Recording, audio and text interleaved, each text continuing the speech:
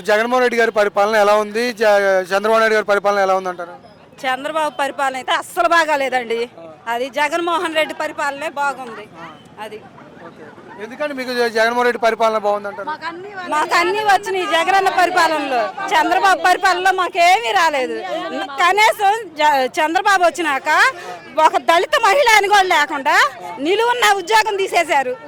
నేను ఎలిమెంటరీ స్కూల్లో ఆయాగా చేస్తున్నా, నా ఉద్యోగం తీసేశారు. నన్ను కొట్టినా కానీ కేసు పెడతానికి వెళ్ళినా ఒక్కళ్ళు పట్టించుకోవాలా. ఎన్ని సంవత్సరం తిరిగినా కానీ కూడా నన్ను రాజీ పడమని ఎన్నిసార్లు కొట్టారో ఎన్నిసార్లు చేశారో. అందుకే ఈ పరిపాలన అయితే నాకు అస్సలు నచ్చలేదు. జగనన్న పరిపాలనే మాకు బాగుంది. అది మీరు జగన్మోహన్ రెడ్డి గారి పరిపాలన రావాలనుకున్నారు, కానీ మరి వాళ్ళే రానివ్వమంటారు కదా? వాళ్ళు రానివ్వనేది ఏంది? ఈ జనాన్ని చూస్తేనే వచ్చింది, జనాన్ని చూస్తేనే వచ్చింది. మళ్ళీ వచ్చేది 2029లో జగనన్నే. ఈసారి రపా మళ్ళీ జరిగిద్ది. ఇప్పుడు ఎట్టుందేమో వీళ్ళు ఒకరు ఏళ్ళ పరిపాలన అని ఇట్టు చేస్తున్నారు, రేపు మాది వచ్చి నాకు చూపిస్తారు.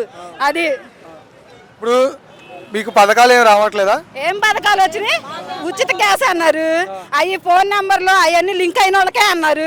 మరి లింకు లేని వాళ్ళకి లేవు కదా. మళ్ళీ అమ్మఒడి అంటారు, అమ్మఒడికి అన్ని అరుగులు ఉండాలి అవి అన్నారు. ఉండా కానీ పడతలేదు కదా. అయ్యి ఏమేస్తున్నారు?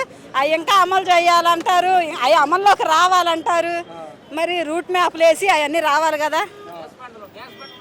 ఇప్పుడు ఫ్రీ గ్యాస్ వస్తుంది కదా? ఫ్రీ గ్యాస్ నెంబర్లు లింక్ అయి ఉండే వాళ్ళకే, లింక్ లేని వాళ్ళకి రావు.